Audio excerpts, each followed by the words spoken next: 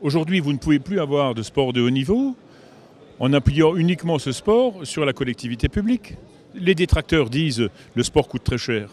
Le sport d'excellence coûte trop cher. Si on veut avoir du sport de masse, il faut montrer la vitrine du sport de haut niveau.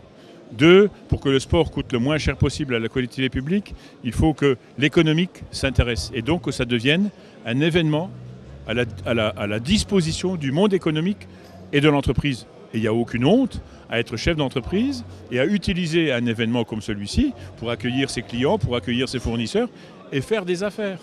L'objectif, c'est ça, c'est qu'on fait également des affaires ici, les affaires qui servent à faire fonctionner les entreprises, qui créent de la richesse et qui créent de l'emploi.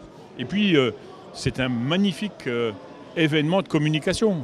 Il a été estimé, si nous devions financer une communication aussi importante que celle qui nous permet aujourd'hui de rayonner sur tous les médias, sur France 2, sur TF1, on a 2 pages dans l'équipe aujourd'hui, c'est 3 à 4 millions d'euros. Et en plus, et je pense que c'est important, les grandes capitales européennes aujourd'hui nous jalousent avec un événement comme celui-ci. Et cela a été dit. Aujourd'hui, il y a moins de 40 événements comme celui-ci dans le monde. Il y en a un à Metz. Il faut se séparer d'un événement comme celui-ci. La Moselle, Metz ne mérite pas d'un événement comme celui-ci qui s'appuie sur énormément de bénévoles, sur des Mosellans convaincus de la politique qui est conduite au service du sport pour tous. Je crois que c'est ça.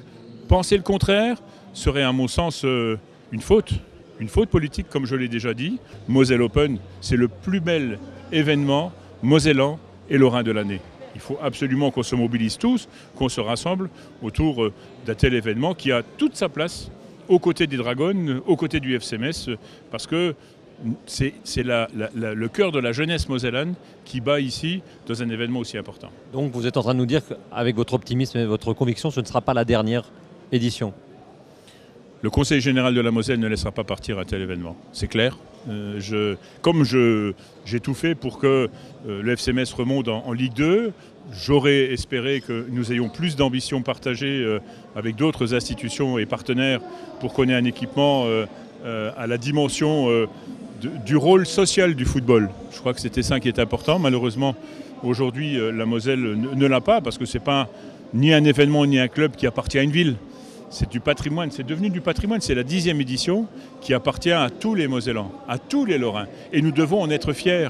Il ne faut pas parler uniquement des hauts fourneaux qui ferment et de l'industrie chimique qui se casse la figure et des licenciements. Il faut aussi qu'on parle de la Moselle et de la Lorraine avec des propos élogieux et avec un tout petit peu de jalousie. Donc la Moselle est attachée à cet événement et fera tout ce qu'il faut pour rassembler un tissu de partenaires institutionnels, publics, le plus nombreux possible, et privé. Il y va de l'intérêt général, de l'avenir du territoire et de son attractivité. Je crois que c'est important. Il ne pourra y avoir d'action sociale que s'il y a de la richesse économique et cela se développera en emploi. Cela concourt à donner de la richesse et du sens à la politique en faveur de l'économie et de l'emploi.